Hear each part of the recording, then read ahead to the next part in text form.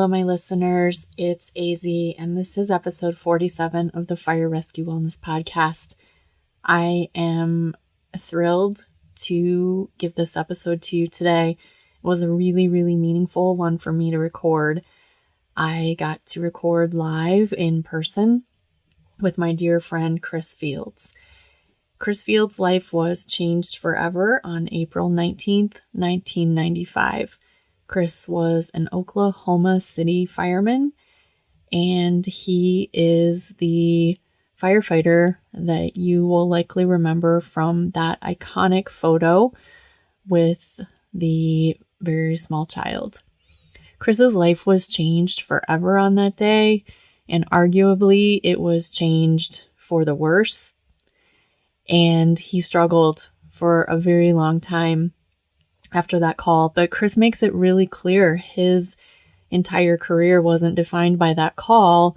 There were a lot of other calls that had a big impact on his life. And so Chris spiraled down into basically a dark abyss where he was for a pretty good amount of time.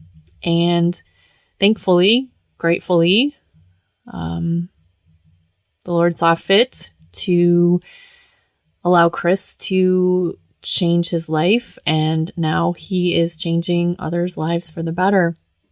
Chris impacts people by telling them his story, and Chris's story certainly had a very big impact on my life.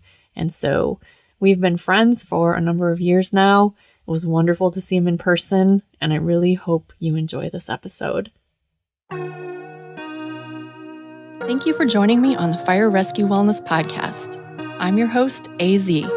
I find the research and resources and then provide the fire service with the so what, now what, to ensure the health and well-being of every member of our profession. Together, let's thrive. Hello, podcast listeners. This is AZ, and I am recording in person with my friend, Chris Fields. Chris, please say hello to the people. Hello to all of AZ's listeners, and welcome. You're the best. You're the best. So it might sound a little funny. We are, again, recording live, but we're in a big conference room. We are at the 100 Club of Illinois Frontline Convention, where both of us are speaking tomorrow. Chris, what are you going to be talking about? I'll just, I call my story out of chaos, because that's kind of what I've came out of. So that's just what I do. I talk about my experiences. Kind of like the speaker this morning said, he's kind of got notoriety from one event, but that's not what contributed. It was just part of the story. So that's what I do. I talk about the Oklahoma City bombing, and the photo from the bombing, but that's not all I talk about. I talk about the cumulative effect of my career. Well, and I have like this process I go through on the podcast, but I'm already throwing the process away. So Chris said one of the very first podcasts I ever listened to was Chris Fields, and he appeared on James Gearing Behind the Shield podcast. And something that just stuck with me, it hit me in my gut, was he said, if you've got a story to tell, you need to tell it. And he has an amazing story, and we're going to get to that. But first, just tell the people, who is Chris Fields? Well, let's see. Chris Fields is now a 58-year-old man, married to my wife, Cheryl, for June will be 36 years. Dang. 2 sons, ages 30 and 24, a daughter-in-law, and a 10-month-old grandbaby, my first grandson. And, born and raised in Oklahoma. I've never left, don't have any intentions to. Got hired on the Oklahoma City Fire Department in 1985. Dang. Which probably most of your listeners weren't born. But 2 weeks before I turned 21. And March 1st of this year, I've been retired 6 years. I retired in 2017 after just about 5 months short of doing 32 years with the Oklahoma City Fire Department. That is unbelievable. And I think you kind of already answered the question, your beautiful family and your grandbaby, but what sets your soul on fire? I'll get emotional. Now it is my grandson. Yeah. But it is. It's just, I got to get a new phone with more memory. I keep loading pictures and pictures, but No, it's that, and what I get to do right now, I just like being here and getting to speak. Sometimes I get. I was just talking to one of my buddies, just telling him, sometimes I get this, like, okay, it's time to pass the torch. Maybe somebody else should be speaking because there's so many stories out there. And like I said, if you have a story, tell it. And that's what I tell the peer support team members. We'll go off track here for a second. Yeah, you go off track. You go, Chris. Because I tell them, I said, when I was of course, the peer support teams weren't around when I got hired in 1985. But if they would have been, I just know me being a 20-year-old young kid, I'm going to look at those people like, well, they're there because they got their crap together. I don't know if we can cuss on your podcast or not. So you can cuss. Because we don't know if they usually have their shit together, is what I was going to say. But they don't. There might be 1% of all humans that have their stuff together, So I always tell those peer support guys, man, I don't mean get in a big room and have a presentation, but if you're one-on-one with somebody, tell them your story. That way they know you've been there, you've done that. We always talk about cultural competent clinicians. We want to make sure they've been there, or they know that. Same thing with peer support guys. I don't want some guy or girl, I guess I wouldn't know, but just because they've been to a class that gave them a certificate, they're going to tell me what. So I always just tell people, man, if you got a story, tell it. It just brings that comfort level and makes the conversation easy. So, but like I was saying, sometimes I get not burned out, but like I said, just like thinking maybe it's time to pass the torch and somebody. But then something will happen. Like I was in Waco last week at the Texas Fire Chief Association's deal speaking, and didn't do like I did a breakout session, 2 of them, which was I don't do those very often, but it was kind of cool that it was more. I just had the greatest feedback and have talked to several guys and girls since then. They've reached out and contacted me. So that kind of sets my soul on fire, I guess, for the phrase you use, or gets the fires burned again. So getting to do this, man, it's a blessing, and always get back home to go see my grandson. So Absolutely. And you know what? I don't think the world is ready to not hear your story yet. Well, and I know it'll always, because of the photo, and that's something, I've dealt with, and I've come to accept the fact, and I know I can't get rid of it. It's always going to be around. It'll probably be something, honestly, I think my sons will be talking about, my grandsons, and all the granddaughters, and all the because it's going to be there. And so I don't have any problem with still telling my story and talking about it. Sometimes and it's my fault. Sometimes I overload myself because I don't want to tell anybody no. I don't want to be that guy, and I'm not a guy that has this like outlandish speaker fee that people charge. And some may think they're worth it, but they're not. But it's just I'll never. I've had people call and say, "What's your speaker's fee?" And I'll say, "Well, I don't know. Let's come up with something." Well, we're a new conference. I say, let me tell you this: money will never keep me from showing up and speaking and telling my story. So sometimes with that, I overload myself and get really busy. But when I get to step back and get the feedback I got a couple of weeks ago in Waco, it always kind of helps reignite the fire. And that is why Chris is sitting in a hotel conference room right now, overloading himself. And I certainly appreciate it. Perfect. The last question I always ask is, how are you changing the world? Well, don't make me answer it for you, because I can tell you. I think that I'm getting to where I really don't like the phrase "it's okay not to be okay." Okay. Because it's not okay not to be okay. So everybody says, "Oh, it's okay not to be okay." I'm going, no, it's not okay not to be okay. Oh, I like that. And it's not a crude statement, but I feel like there's so many resources out there nowadays. There's so many. I got a 24-year-old son. When he was in college a couple of years ago, I used to tell him, because I know he's living the college life and partying, and I said, let me tell you something. There is no reason for me to get any call from the police, from anybody about an accident you've been in, a DUI. There's too many resources with Lyft and Uber and rideshare and all that kind of stuff. I said, that's why I try to tell first responders now.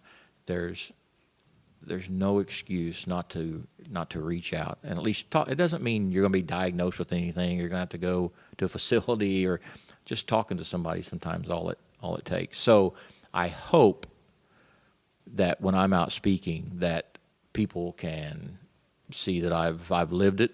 I waited. I don't want people to. I want them to do just the opposite of me. I waited till the wheels fell off, and there's just no. There really wasn't an excuse back then. I had people reaching out to me, but I pushed them away until it was almost too late. So I hope from that aspect that I'm letting first responders know that they're not a unicorn. Everything they feel and they go through after traumatic calls, what may be traumatic to them, may not be traumatic to me. So whatever trauma is trauma.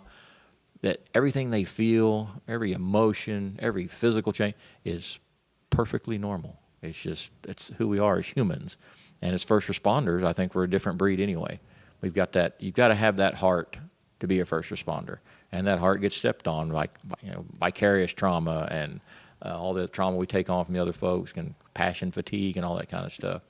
So I hope in that aspect that by me telling my story and letting everybody know that there is resources, there's hope out there, and it doesn't have to end with the loss of your career, your family, or even your life. I've never heard it put that way, but the heart does get stepped on. You're absolutely right. Oh my gosh. Well, you referenced it already, and so April 17th, 1995, is that the right day? April 19th. April 19th, 1995. You responded to what remains the worst act of domestic terrorism on U.S. soil. And so give us the rundown. What happened that day, and how did that day end with the photo? April 19th, 1995. I'll always remember it was a Wednesday because whatever station you're at, you have certain duties you do on certain days. Well, Wednesday was the yard day at Station 5. I was stationed 15 blocks north of the bomb site, the Murrah building. And I can always remember that because I remember when we self-dispatched. I'll jump ahead. Let me jump back. About 9 o'clock, we were all standing around talking about, some of us were talking about breakfast.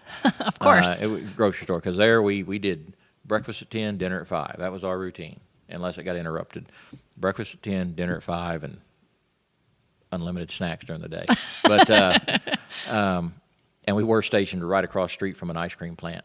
So they let us we'd go over there and put their big old parkas on and go into their freezer and just take what we wanted. They'd tell us, just get what you want. So, Lord have mercy. Yes, it was not a good situation. Anyway, the bomb went off. We felt the station. It shook the station. Windows rattled. We went outside just to look and see. We didn't know what had happened. And we saw a large plume of smoke back to the south of us, and we just self-dispatched. At my station, there was an engine, a rescue ladder, and a hazardous materials unit, and I was the officer on the hazmat unit that day. And that's why I remember it was a Wednesday, because when we left, we come out of the station. If we wanted to go back south, we make a hairpin turn out of the station. And there was two guys walking along the fence with their hearing protection on, weed eating. And we had to stop and hit the air horn to get them. They both felt the blast. They felt the rush. We're 15 blocks away. They felt the rush of air at their back. They thought it was Tinker Air Force Base is like 7 miles to the east of us. So they thought it was a jet, like a sound barrier deal, and just a poof. Wow. And so they just kept on weed eating and doing what they were doing. So we headed down there, and we probably got within 7 or 8 blocks, and we started seeing storefront windows blown out of businesses and people coming out, and they were dazed, and nobody looked like they were injured, just kind of like in shock. And got there, and first thing we did was set up this triage over here there was a daycare. We were probably one of the first 3 or 4 units on the scene from all around. Of course, you couldn't drive through because of the building. But we set up a triage, and then we got an order to go, or assignment to go down to the actual building, which was just catty corner. That was really the first time we actually viewed the building. As we were walking there, we were checking people, and then we set up the triage. And I don't know, I think just standing there, I know we didn't just stand there with our jaw, but it felt like we were. because you're looking at a 9-story building. I know that's not a tall building, but 9 stories, 100 feet in the air, all, a big chunk of it, and a pancake down on top of each other. And 9 o'clock in the morning, so everybody's at work. So we didn't discuss it then, but I can sit here and say now, if you would have told me there's only going to be 168 fatalities, and that's not to take away from that number of fatalities, but if you would have told me that there was only going to be 168, I'd have thought you were crazy. To see that building the way it was and the time of day, and just only 168 people is just, it's a miracle.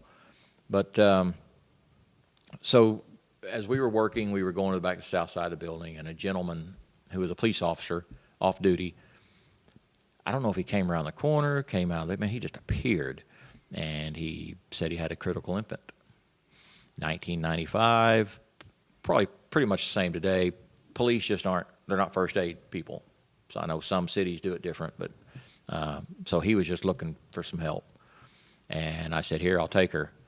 And he handed me Baylee, and I checked her for any signs of life and cleared out her throat of concrete dust. And she had a open skull fracture, and I think one of her legs was broke. And so I did the same thing he did, basically. I kind of looked across the street and saw an ambulance. So I walked over there and told the paramedic. I was just an EMT, I wasn't a paramedic. I told the paramedic, I said, I've got a critical infant. The ambulance is full. There's a victim on the floor, one on the cot, and then there's one up on the bench seat. And he said, hold on just a second. I'm going to get a blanket so we don't have to put that baby on the ground. And there was other people laying around on backboards and stuff. And to skip ahead, we worked throughout the day. I think we encountered one more person that we actually talked to, live person, the rest of the day until we got sent back to station at 11:30 that night.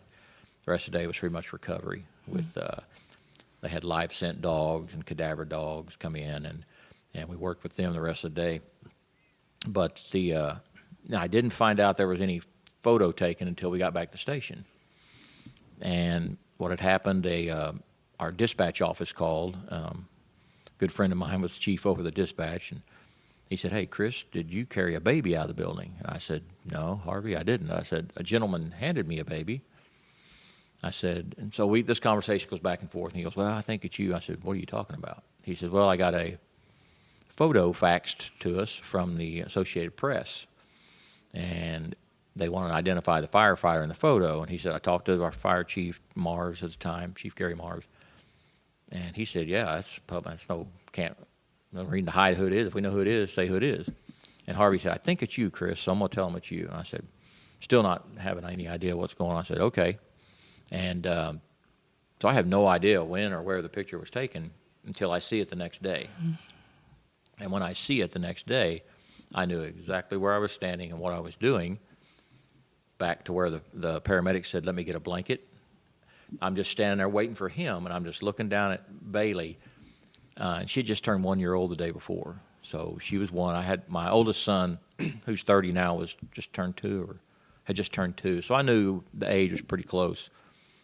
And this was early into the incident, maybe 45 minutes. And I remember just thinking, man, somebody's world, is going to be turned upside down today.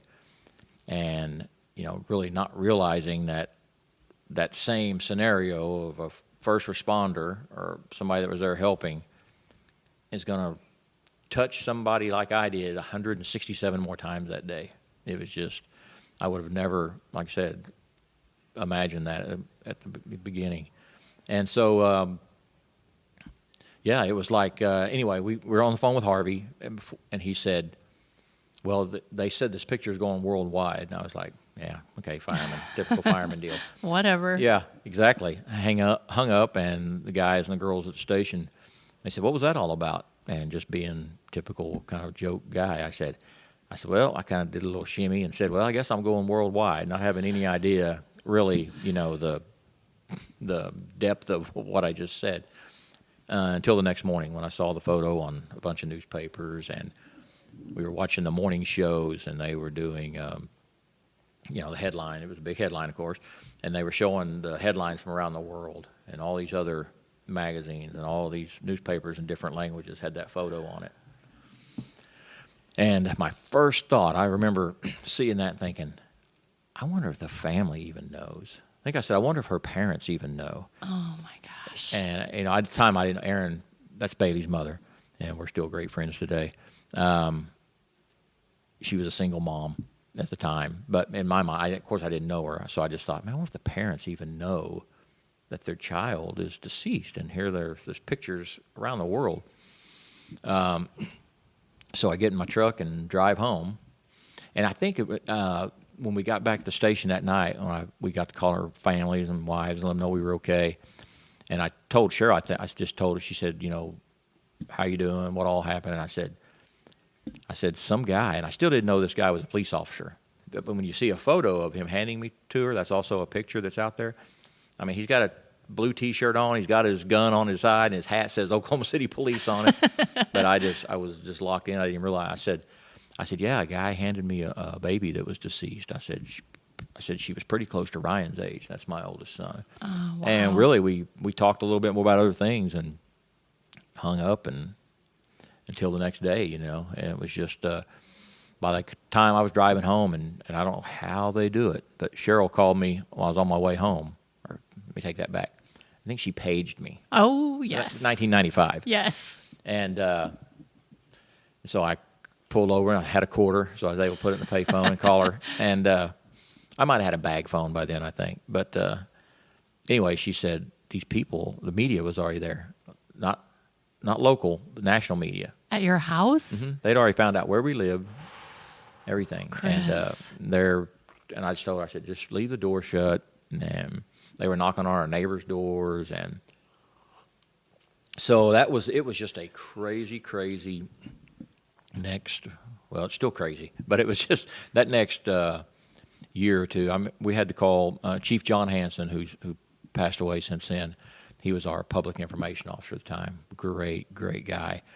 I used to have to call him and say, hey, we need to get the police. I had to have police come over and run them off my yard. And it was just crazy and weird. And then when I met Erin, it was a great day, but it was also kind of a day when it was a different situation because we make calls in the fire service. We put people in an ambulance.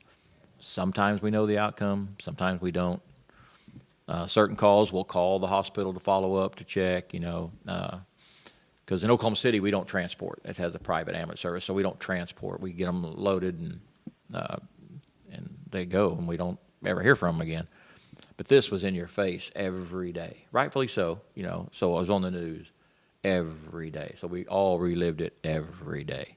And it was just one of those deals. It was kind of like, oh, man, we're going to have to get used to it. Or, let's just be totally honest, there'd be days we'd be going, oh, my God, talk about something else. I mean, that was us. As guys sitting at the station, like, oh, gosh, talk about something else, please, or turn TV off. Or then when I met Erin, she was great. She was, if I had to be associated with anybody, there were some nightmare stories out there. Erin was so gracious, and so I was scared to meet her. She wanted to meet me. It was set up by a reporter that called, a local reporter that we both knew, just because she'd been around the area so long. And at first I said no. She said, would you want to meet Erin? That's Baylee's mother. And I said no, because I don't know what's she going to say, what's she going to do. And the reporter's name was Cynthia Gunn, and she said, well, she had contacted me, Chris. She wants to meet you. And I said, well, then let's do it, Met Erin. First thing she did was thank us for, getting her baby out. At least she knew the outcome. She said she thanked me for the way she could tell I handled Baylee. She could tell I was a parent or a father, and just things like that. I thought, and then so I get emotional talking about it, because me and Sergeant Avery, that's the police officer. We found out who he was. Here's this 20-year-old single mom who just lost her 1-year-old, and she's comforting us. Oh, we're the big bad first responders, and she's comforting us. So that's just the kind of person she is. She's had 2 more children since then. We've stayed in touch. Birthday cards, graduations. Her oldest, my youngest, graduated together a couple of years ago from University of Oklahoma, and so we've stayed in touch, and we still do today. And the speaking I get to go out and do, I show the photo of me and Baylee, and then I show another picture of Baylee. And I do that at Erin's request. And I wouldn't even be out showing the picture if Erin said, no, I really wish you wouldn't. You can go tell your story, but no. She says, no, show it. It gives her some kind of, I don't know, I hate to say that Baylee didn't die in vain, whatever, however you want to phrase that.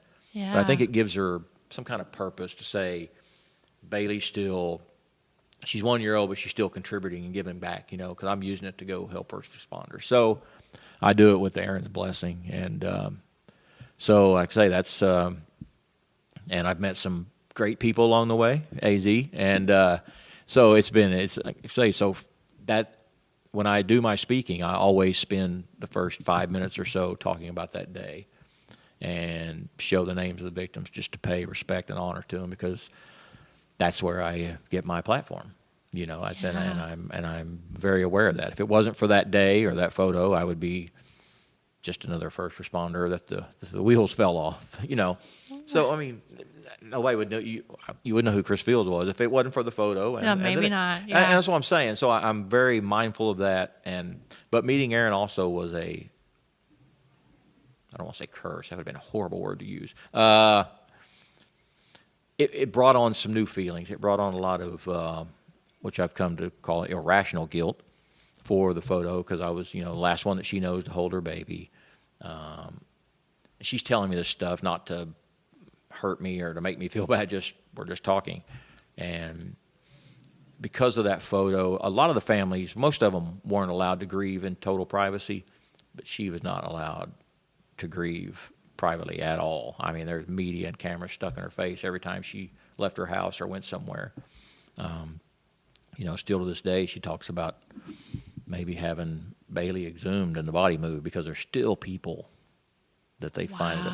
Like she said, some people they'll still leave flowers and stuff on her gravesite, but they've had like crazy people out there sleeping beside her gravesite. I mean, it's just psycho. And even the day of the funeral, there was photographers. The cops were getting them out of the trees, those big, huge, super zoom lenses, trying to get pictures, and they were calling and offering her certain magazines to $100,000 to cover your baby's funeral, or if you'll let us have access. Oh no! We caught one magazine doing interviews with me and her together while they were trying to get my wife to do interviews so they could say that me and Erin were having an affair while my poor wife was stuck at home by herself. I mean, it was just there's so much that went on behind the scenes just with that photo that we could probably talk about 3 hours of all the stuff that just behind the scenes with that photo, So, and then that's just part of my 32-year career. Now you're taking all your other calls, and when I speak tomorrow, I talk about some of the significant calls in my career. About I think I've buried 3 or 4 brothers since being on the job, that died in the line of duty. So there's so much other stuff going on, and that's part of my message that I share too, is that it doesn't matter if you're a 3-man department, 3,000-man department, volunteer career, big city, little city. It doesn't matter. There's no way you're going to avoid being affected by trauma on this job. And that's on top of our personal lives. People forget. They think about, all they see, all they do. Well, true. But that's on top of all the stuff that everyday citizens see and deal with. Home life isn't always the best. Bills, kids acting up. We still have the same home life stuff that, there was a white paper report that said that first responders experience career experience 600 and something traumatic situations, and the average citizen experiences 6 or something like that. Yeah, I mean, it's just the numbers are just totally opposite. So I think people forget, that you're adding that on with your, and like I say, and it doesn't, trauma is trauma. What's different from me and you, it's different. Doesn't have to be a national disaster or a man-made disaster or a media event. It's those everyday, like I said, where we get our heart stepped on, those everyday calls that we make, cutting 16-year-olds out of cars when their family shows up, suicide calls, check the welfare, even though it's been an elderly person that passed away in their sleep, but there's nothing you can do. And you have to go tell that 70-year-old wife that's been married to this guy for 50 years. You know, I mean, it's just all that stuff just takes its toll. And I'm not even going to try to quote the saying. I use it in my presentation, and I'm trying to think who says it. I'm not going to try to quote them because I don't want to get it wrong. But they talk about, basically what they're saying is, to think you're going to do this job and not be affected is to think you can walk through water without getting wet. That is true. And it is so true. And so that's what I try to tell everybody, that you can't avoid it. So when you feel it, experience it, whether it's mentally, physically, spiritually, whatever, it's absolutely perfectly normal. And it is. Matter of fact, if you don't experience, there might be something wrong with you if you don't get those feelings, you know. And so that was a long answer. No, that was so good. And I heard something that you said, which was, as I was holding this baby, I was thinking someone's world is going to be turned absolutely upside down. Mm-hmm. But I feel like in some respects, your world was turned upside down too. Yeah, and you point that out. I've never thought, but yeah, it wasn't just the people who lost loved ones, and that was, I think it was everybody, because I think the fire department over the next 7 or 8 years, we had like one of the largest divorce rates in the country. Wow. Yeah. Now, of course, I'm sure there were stories of substance abuse and all that wasn't put out, which was fine, but there had to be something causing those divorces, you know. So, but yeah, it was just. It was, and I'll say this about AZ real quick. You pick up on that stuff. I try. Things. Well, just like when the first time I said, if you've got a story to tell, tell it. I was like, I just said it and moved on. And then I saw you post something, how many years that's been, 4 or 5 years ago, that said, Chris Field said, if you have a story, I thought, God, how'd she pick, out of everything I said, she picked, and just like now, you know, out of everything I said, you picked out that somebody's world was going to be turned upside down, and it was also mine. I mean, so. Well, here's a little side story, Chris. When I started the fire service, I've always been a quote person. I absolutely love quotes. And so when I started the fire service, I actually had this little notebook. I called it the quote of the day. Yep. And I kept it for years. And then I moved it to my phone. And then I started losing messages. And so I just gave up. But yeah, I'm a quote person. I try to pick up on that stuff. And I am the total opposite. Really? Memes and quotes, you know, and always people say, I used to hear people talk and say, I live by this, and it would be, I'm going, it's a saying, you know, and so, but since I've been through my journey and the things I've experienced and I want to say the studying or the reading up I do now on mental health stuff. I mean, I read books that other first responders have put out and stuff like that, and there's so many little things like, if you have a story to tell, tell it. Things I see now and read, and I'm going, oh my God, that is. I was talking on. I did a podcast yesterday. And Chicago's Bravest Yes. Stories. Okay, and we were talking, and I said something, and Vince or one of them said, "Where'd you get that?" And I said, "All right, it's going to sound funny." And the other guy pulled it up as I said it. There is a book called "The Boy, the Mole, the Horse, and the Fox." Oh. The boy, the horse, the mole, and the fox. Okay.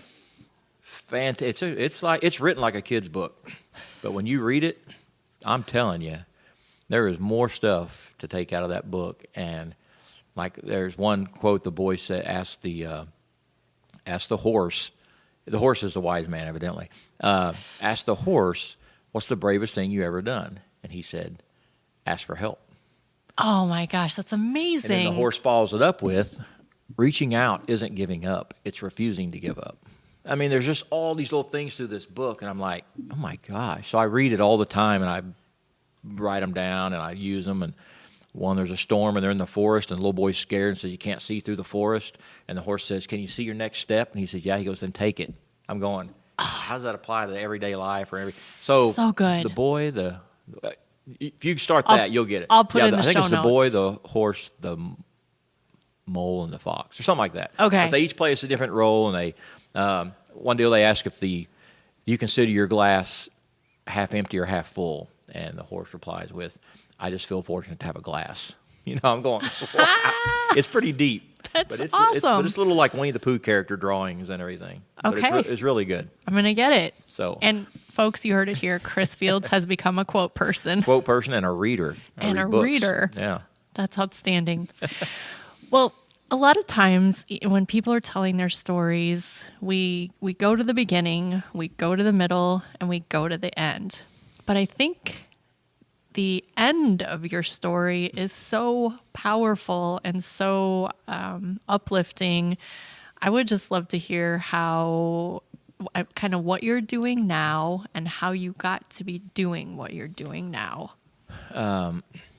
How I got to be doing what I'm doing now is by the grace of God and the grace that God gave my wife to forgive me. Because when we won't go into the whole ugly dark side, but when I was at the bottom and there was nowhere else to go, I called my wife and I said, we weren't living together, and I said, I want to come home. And she never had this shit come on. She knew there was something in my voice, and she said, that's the Chris Fields I've been waiting on. She said, I knew I wasn't dealing with Chris Fields. She said, I could look in your eyes and see it wasn't you. And so that's where everything started, when she said, come on. And it hasn't, it's not an easy, I always tell people when I say, yeah, I'm doing great today, but it wasn't always an easy path to get back to where I am. And I still have bad days. Mm-hmm. There's still things that I said to people that they've forgiven me, but I can't forgive myself. And that's one of the hardest things to do, is forgive yourself. And so through that, going to treatment, I was diagnosed with, PTSD, anxiety, to checked all the boxes, suicide. All the boxes. All the boxes, which I always tell people, yes, I was diagnosed, but none of that. I own my shit. Everything I did was a conscious decision to push people away, to keep doing the stupid things I was doing. Those were all conscious decisions. But you do get to a point to where you're like, I've screwed it up enough. I can't, who cares? So that's where I was before I reached out and did the work and got to where I was. But like I say, I still have what I have days that are worse than others. I don't like to say I have bad days. I have worse than others. But through learning everything, me and my wife to communicate. If I'm having a bad day, I just tell her now. Instead of trying to hide it or try to medicate it, I just deal with it. If I got to go in my office and have a little cry session, I'll do it. If I need 45 minutes in a dark room just laying there, and she's the same way. If she needs it, we're able to accept that part and we deal with it. And so it's and then this, I never imagined myself speaking in front. Now, at the fire station, I'm the jokester. I like to talk a lot, but I never envisioned myself speaking in front of people. And what's so scary, funny, my wife used to tell me when we were separated, and we didn't always have the best conversations. We were separated 16 months. And but she told me this before I started speaking. She said our bedroom closet was her war closet. That's where she went for her prayer and everything. Oh. And she said that she used to, God would tell her, and she would see me speaking in front of a bunch of people. And she would tell me this, and that's when, and I would always like going, whatever, you just tell me that, and of course, it'd end up in an argument. But anyway, I went to I can't remember who reached out. There's a guy named Jay Dobbins, former ATF agent, infiltrated the Hells Angels. He's on History Channel all the time. Oh, yeah. That guy's cool. Bald-headed dude with the blonde beard. Yes. Big, badass teddy bear is what he is. I call him a badass teddy bear. Great, great guy. He's not doing much speaking anymore. He coaches high school football in Arizona, where he's a sports legend. Great guy. But out of nowhere, I get a email. I think I had just retired or was getting ready to retire within a year or so. Anyway, he had heard my story from, I can't remember who the acquaintance was that we both knew. Anyway, he says, hey, would you come out to Arizona? I'm having a little deal, and it's 45 minutes, 30 minutes. Just tell your story. And he said, I'm having some other first responders. And I thought, oh, okay, no big deal. So he flies me out to Arizona, Tucson, Arizona. I speak, and I meet a guy named Doug Monda, who's part of we'll talk about Trauma Behind the Badge. Yes. I met Doug. He's also the founder of Survive First, nonprofit that takes the no out of first responders getting help.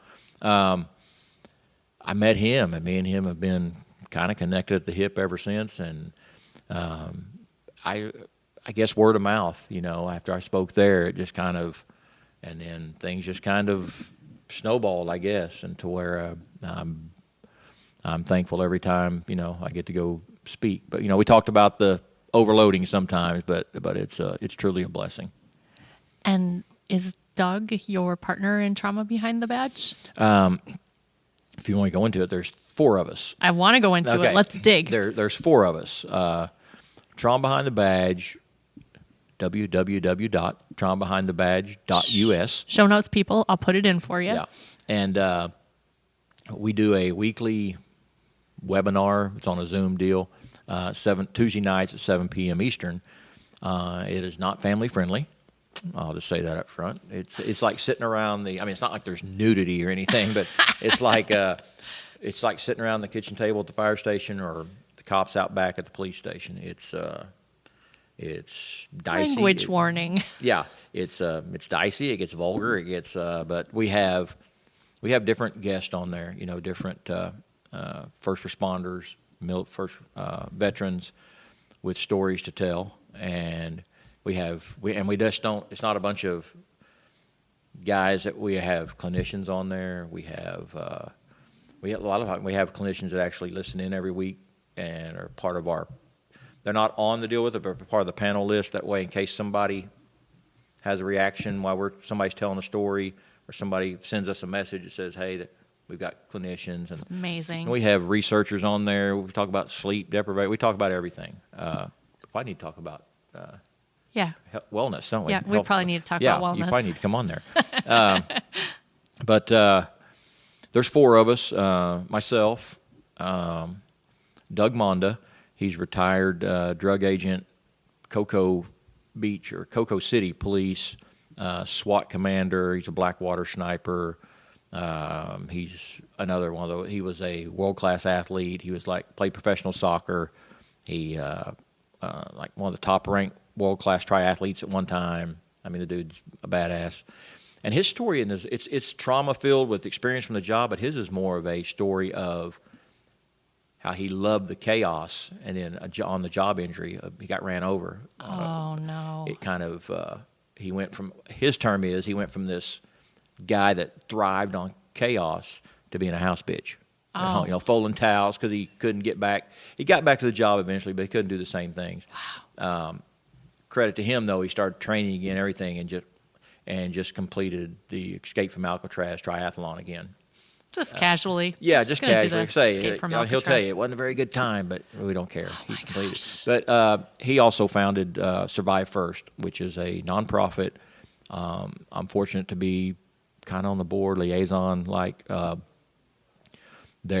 they do is they take the no out of first responders and veterans getting help, and military, meaning financial assistance if there's any way. It's not like they just have millions of dollars, but I want to talk about the other guys. We have enough networking out there that we're able to cover airfares for somebody to get treatment, or for the family to go to drop them off at treatment.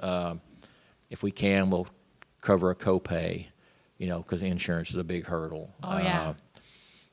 Before I was really with, I think they had a deal where they knew a first responder was going to be gone for 45 days minimum, but I think he ended up being gone 90 days for substance abuse.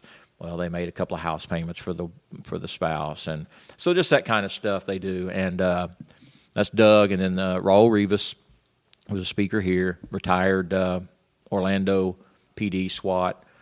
Doug was also like a sniper for John McCain, that kind of stuff, but nothing big.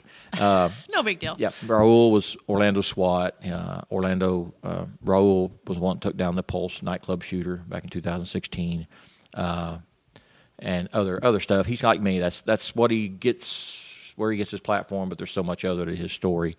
And then the other one is a guy named Chris Scallon, that's the one. He's our Rated X member. Yes, I believe I heard him speak in Indiana. Is he Virginia Beach? Yeah, Norfolk, Virginia. Yeah. And he will drop. He was spicy. He is very spicy, Oof. and he does not care. He says, Nope. He says it comes with a warning. He says, but you know what? We were speaking at a deal in Florida, and a rookie cop got kind of offended at his language and stuff, and went to the chief. The chief came to us. We knew the chief, and he said, "Hey, don't tone it down, but just kind of what." And he said, "You know what? Scratch that. Do your thing." He went to this rookie cop, and respectfully, and didn't like treat him bad, but he said, "If you can't handle what that guy's saying up on the stage, how are you going to handle when these people are in your face saying that stuff?"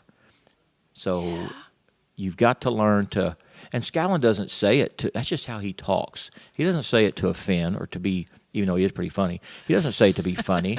That's just who he is, and that is real talk. And he doesn't always do it. He's pretty good at playing his audience. He knows the feedback. If he knows he's not getting the chuckles or the few laughs that it usually gets, he'll tone it down. But he was involved in a shooting.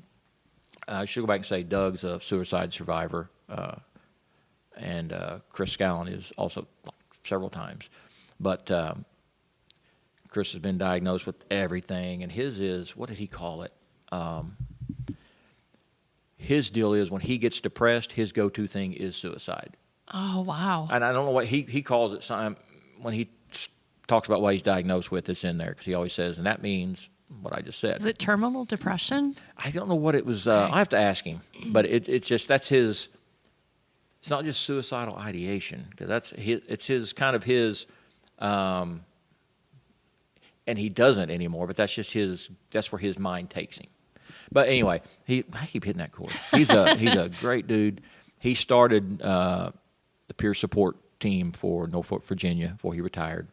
There's a guy here this weekend with us named Rich Kramer. He just retired from there, but he took it over and he ran it for a while.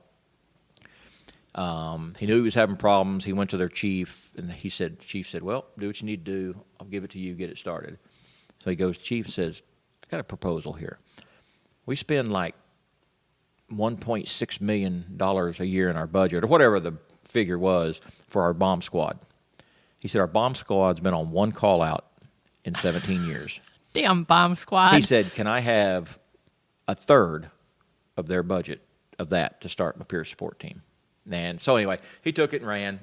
He actually wrote, I think, and he's the one that established, with some help, the Virginia LEAP, Law Enforcement Assistance Program for the whole state of Virginia. Wow. He's gone back. He's got his master's, clinician. He sits on all these law enforcement suicide panels board with some of the most esteemed clinicians you would. There's and I hate to say it because I can't give the website to get it from, but there's a instrument out there called the Vicarious Trauma Toolkit, which you can find online. It's got all tabs for fire, police, any situation, tells how to start peer support teams, everything. Anyway, he contributed to that. So with all that comes with him, all the swearing, all the things that he does and says, people are like, "Oh my God." That's what his heart is, and that's what he does, and he's good at it. And so that's who makes up, and then there's me. That's who makes up our four. And like I said, we have those shows. We have people on. We try to do it every week. Sometimes our travel schedules don't allow.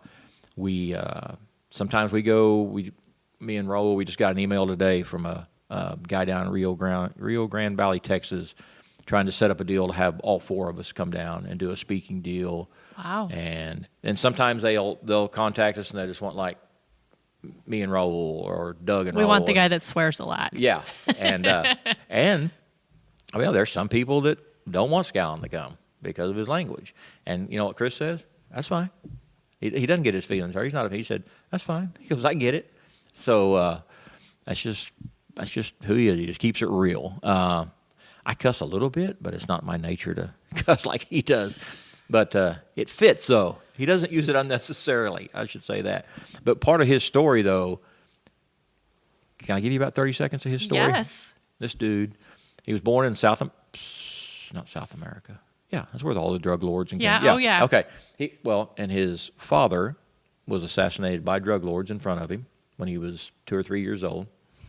So his mom, to make things better, they moved to Brooklyn, and not that there's anything wrong with Brooklyn, but he moves to Brooklyn, and his older brother, who never kind of settled down, was anyway, got into the wrong crowd.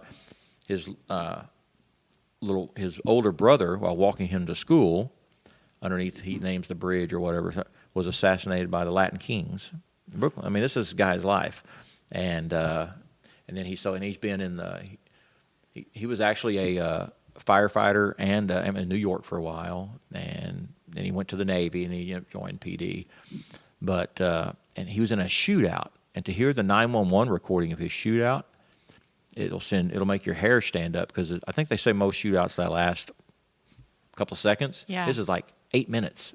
Oh my God. And what happened was the store clerk calls 911 and stays on the line, so you can hear the whole thing, and it's just it's gut wrenching to listen to it. So I mean, that's his story, and he, like I said, he tells it very flamboyantly, I guess. Eloquently, yes. So anyway, that's who we do. That's who we are, and I'm their token firefighter. 3 cops, and they let me in. And Scallon, he was on Condoleezza Rice's security team. All these guys are. I'm pretty thrilled and privileged they let me hang out with them and be a part of them. I think they picked pretty well. So the weekly webinars on Tuesday, do you have to join? Is it a membership? How do you get involved? You just you go to the website, and there's a link, and cool. And you'll get every week you'll get a link to the show, and you just click on the link and watch the show. Could not be easier. Yeah, and it's got it depends. It's sometimes we get more feedback from, because I think we do it on Facebook Live also, and then I want to say we do replays on a YouTube channel. Okay. Don't quote me on that. No, that sounds logical. I think they do. I think we do have one. But anyway, like sometimes we'll have a show on, and it's hard because we do 7 o'clock Eastern, which is 6 for me, which is 4 o'clock for West Coast people. So it's not like people, if we did it maybe a different style where people could listen to it any time, which they can now. So sometimes we'll look at our deal and it'll say like 18 people, and we're going, God, I wish people. But then we'll look at the feedback we get from people watching the replay, or people that were on Facebook that don't show up as registered on the show. So, and then we always have to come back to that same old cliche. I don't care if there's 2 people. If those 2 people get something out of our guest or the doctor or whoever we have on, then the wellness chick. The wellness chick. Okay. AZ, the wellness chick. We'll just keep doing it. I don't know if I swear enough, though, to be on there. You do. We and you fit in together. Okay. Yeah, I'm not a big... I'll throw one out every now and then, but I'm not the big... It's for impact. No. Yeah, I'll throw one out there every now and then. It's got to fit, though. Yeah. I don't throw one out just to throw one out. I actually said metric shit ton in the panel today. Were you in there? No. It needed to be said. Yeah. So there's the Tuesday meetings, and the listeners could contact your group for speaking engagements. Anything else going on with Trauma Behind the Badge? Not that you need anything else. That's a lot. Not that we need anything else. No, not really. We got, and it's kind of cool, some of the things that come out of it. We've had people, and sometimes we get paid and we go speak. Sometimes we don't. It doesn't matter. We go speak. We are just first responder retired, so it's not like we have the greatest pensions in the world. But and what's cool about us 4 is we've got this bond that, like, if they want all 4 of us and only 3 of us can go, well, then if they do pay us, we still split it 4 ways. That's just what we do. That's just who we are with each other. And we get blessed a lot of times. Some group will say, hey, we had this fundraiser and we want to do a check to Trauma Behind the Badge so we'll keep it in case somebody calls and needs an airfare or something like that. But we've got a group in June. We have to go to Wisconsin, some biker group having a big rally. And oh, Lord have mercy. How they do those fundraiser bike rides and everything. Yeah. Well, they pick 2 charities a year or 2 things a year to donate the money to, and one of them they picked is Trauma Behind the Badge. So it's kind of cool that people see it and recognize it and do those kind of things. So that is very cool. Yeah, but you can if you need to contact us, you can go to the website and it's got a contact. And it'll send a deal to the Trauma Behind the Badge email, which goes to all 4 of our personal emails. Okay. So. All right. Well, we're going to wind it up because I heard Mission Barbecue is feeding us. Yes, they are. Which is very exciting. But I always always end with, is there something that I should have asked you that I didn't, or is there anything you want to leave the listeners with? I don't think there's anything that you should have asked. Okay, good. Or would have, because there's no questions off limits. So I tell people when I do, I said, they'll say, "Hey, do you mind talking about?" I said, "I don't care. There's no question that I haven't been asked that I haven't answered." No, I mean, as far as leaving people with, just kind of what I say when I'm speaking, man. Just when I speak, I give out my personal information. I give out my cell phone. I give out I will give out my email, or my email is CL Fields FIELDS 1964 @gmail.com. I'll put it in the show notes. Huh? I'll put it in the show notes. Yeah. Okay. And I just tell them, man, I don't care if it's just to talk. I have a firefighter that I won't even say what state, just so nobody can speculate. I've never met him.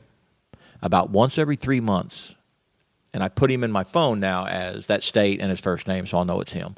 And but even wasn't, I always at least answer. I answer spam calls because I don't want to miss anybody's call, because I give out my personal information and I tell people I'll answer it 24/7.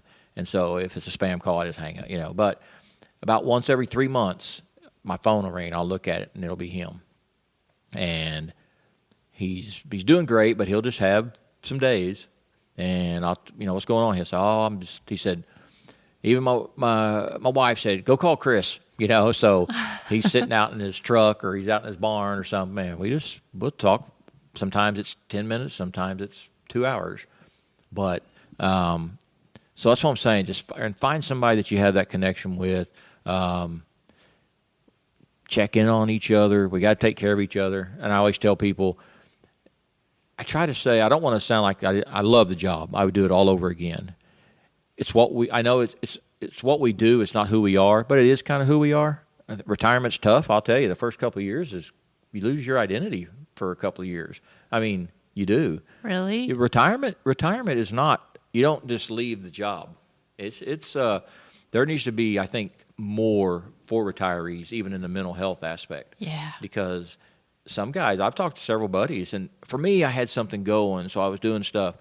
If they don't have something going, I had one call me. He said, "I think I retired too early." I said, "What, financially?" He said, "No, man." He said, "I just don't. What do I do? What's my What am I?" I said, "Go to." He's a great trim carpenter. So I said, "Go to Habitat for Humanity, volunteer, and help build homes." Well, that's what he's doing. Great idea. I'm not saying because my advice, but I'm saying there's stuff to do. But I think there needs to be more out there. And I lost my train of thought where we were going with that. But do you remember? No. Do I remember? Oh, yeah, about reaching out, just having somebody. And checking in on people. You're probably one of the greatest women firefighters your department's ever had. But I'll tell you this. Like Chris Fields, I retired after 32 years on March 1st, 2017. Had a great little party and everything. On March 2nd, somebody was promoted, put in my seat, and the Oklahoma City Fire Department has not missed a beat. Yep. And it doesn't matter what agency, what you do, how great you think you are at your job. And I say be great at your job. If you come up with some new, it's not saying you don't dedicate your life to the job. But like Raul talked about today, your family and friends, that's who's going to be there at the end. I still got a few buddies. We get together breakfast every couple of months, but, that'll fade away as we all get more grandkids and stuff like that. It's just the way life is. I wear this all the time, #BuddyCheck. Love it. That's a nonprofit also. Look him up. He's a great guy. Steve Brady. Powers. Oh, no, not the guy I was thinking of. Okay. He's #BuddyCheck. Same thing. Helps first responders and veterans. But I wear this, and it just kind of reminds me that I got a couple of buddies that I call, or they'll call me. And we used to just visit and everything. But Doug, what he does, and I've started doing it to him, I'll say, "Hey, how's things going?" If they just, that standard first response, fine. Fine. That's it. No follow-up, just fine. Now, if there's fine and they go into a story or follow-up, okay, but if they just say fine, I'll say, "Oh, that's cool." I said, "Well, tell me a couple of good things that are going on in your life right now." And sometimes that'll turn into a hour conversation because things aren't the best or they're struggling with something. And same thing for me. I've had them call me when I'm going, I don't want to bother them with something. And maybe within a day or two, my phone will ring. It'll be one of them. Like, what's going on? I said, "Man, I'm glad you called." And so I just say we just have to take care of each other. And like I said, there's no fire, police department, hospital, school, I don't care what your job is, going to shut down when you're gone. So just remember that, and just remember we got to take care of each other, and and to reach out. Well, and if you have a story to tell, you tell it. You got to tell it. Very good. I can't believe I didn't throw that in there. Chris. Well, I think this has been wonderful. I appreciate your time so much, and I think we can sign off. So this has been AZ and Chris Fields, and we are officially out.